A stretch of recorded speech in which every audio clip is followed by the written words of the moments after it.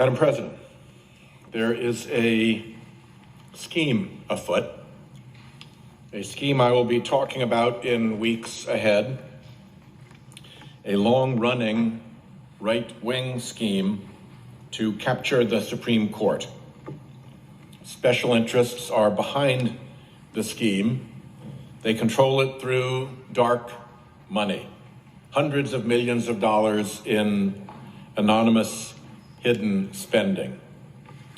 We will dwell in later speeches on how the scheme operates. This first speech seeks its origins. The scheme is secret, and because of its secrecy, it's hard to know exactly where the story should begin. But one place you could begin is with a corporate lawyer, the Virginian Lewis Powell. An authorized biography of Lewis Powell by his fellow Virginian, renowned UVA law professor John Jeffries, reveals Powell to be a tough and incisive lawyer, willing and able to make sharp, even harsh decisions, but a man of courtly and decent manners, well settled in the white male social and corporate elite of Richmond, Virginia. There, he developed his legal and business career through the 1950s and 1960s. A successful corporate law practice often entailed joining corporate boards. Richmond was a home to big tobacco, and Powell's legal career led him on to Richmond's tobacco and other corporate boards. Richmond was Virginia's sibling rival to Charlottesville, which could boast of Thomas Jefferson's nearby Monticello, his renowned University of Virginia, and all the cultural and academic vibrancy bubbling around that great university. Richmond was the working sibling, hosting the state's capital and its political offices, and serving as its corporate center. Powell was an ambitious Richmond corporate lawyer. And the turbulence of the 60s was broadly distressing to America's corporate elite. The civil rights movement disrupted Jim Crow across the South, drawing out and exposing to the nation the racist violence that had long enforced the social and legal norm of segregation and upsetting America's all-white corporate suites and boardrooms. Anti-war protesters derided Dow Chemical Company's manufacture of napalm and scorned the entire military-industrial complex. Women's rights protesters challenged all-male corporate management structures. The environmental movement protested chemical leaks, toxic products, and the poisons belching from corporate smokestacks. Public health groups began linking the tobacco industry to deadly illnesses and lead paint companies to brain damage in children. Ralph Nader criticized America's car companies for making automobiles that were unsafe at any speed and causing carnage on America's highways. America's anxious corporate elite saw Congress respond with new and unwelcome laws, and saw courts respond with big and unwelcome verdicts. Something had to be done. Powell's prominence in Virginia's civic, legal, social, and corporate circles had brought him attention in Washington, D.C. And a new client of his, the Washington, D.C.-based U.S. Chamber of Commerce, asked Powell for his help. The Chamber commissioned from Powell a secret report, a strategic plan for reasserting corporate authority over the political arena. The secret Powell report, titled Attack on American Free Enterprise System, was telling. It was telling first for the apocalyptic certainty of its tone. Powell's opening sentence was, "No thoughtful person can question that the American system is under broad attack." By that, he meant the American economic system, but that assertion was footnoted with the parallel assertion that, and I'm quoting him again, "the American political system of democracy under the rule of law is also under attack." This was, Powell asserted, quite new in American history. Business and the enterprise system are in deep trouble, he wrote, and the hour is late. The secret Powell report was an alarm.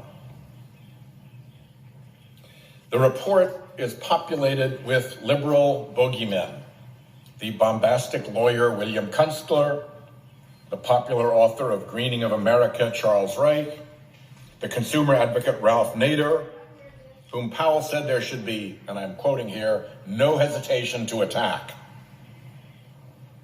Against them, Powell set establishment defenders like columnist Stuart Alsop and conservative economist Milton Friedman.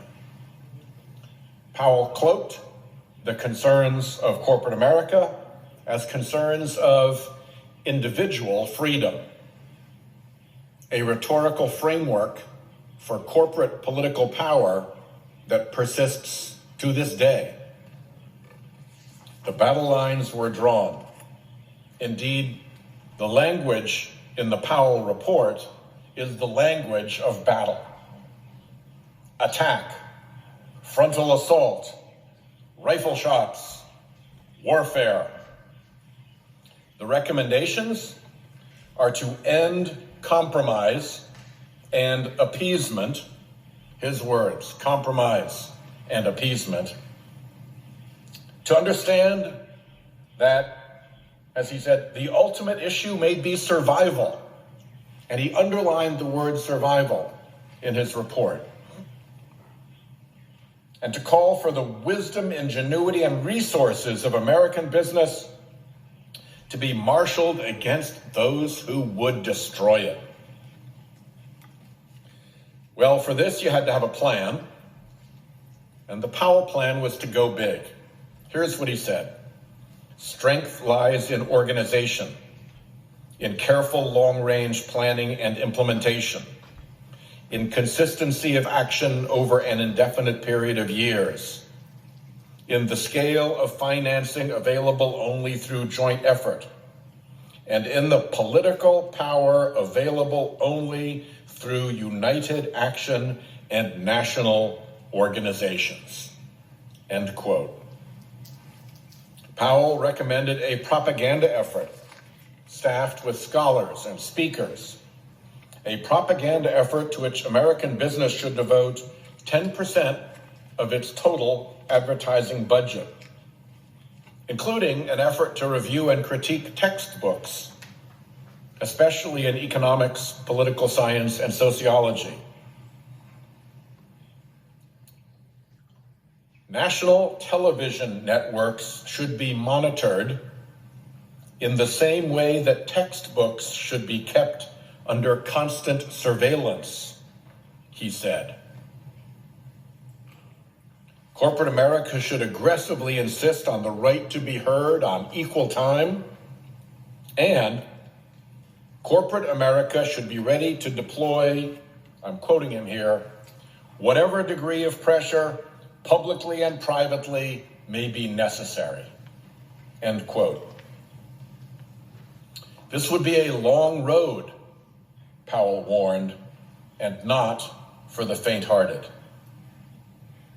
In his section entitled "The Neglected Political Arena," Powell recommended using political influence to stem the stampedes by politicians to support any legislation related to consumerism or to the environment. And yes, Powell put the word environment in derogatory quote marks in the original. Political power, Powell wrote, is necessary It must be assiduously cultivated and, when necessary, must be used aggressively and with determination. He concluded that it is essential to be far more aggressive than in the past, with no hesitation to attack, not the slightest hesitation to press vigorously in all political arenas, and no reluctance to penalize politically those who oppose this corporate effort. In a nutshell, no holds barred. And then came the section of the secret report that may have launched the scheme to capture the court.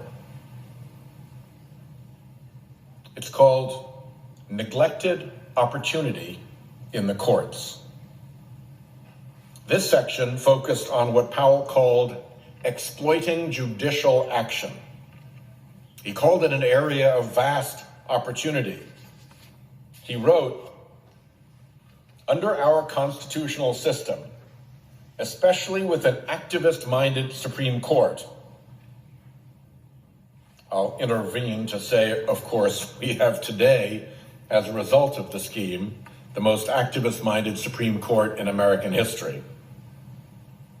But back to his quote, "Especially with an activist-minded Supreme Court, the judiciary may be the most important instrument for social, economic, and political change." Powell urged that the Chamber of Commerce become the voice of American business in the courts, with a highly competent staff of lawyers, if business is willing to provide the funds. He concludes, "The opportunity merits the necessary effort."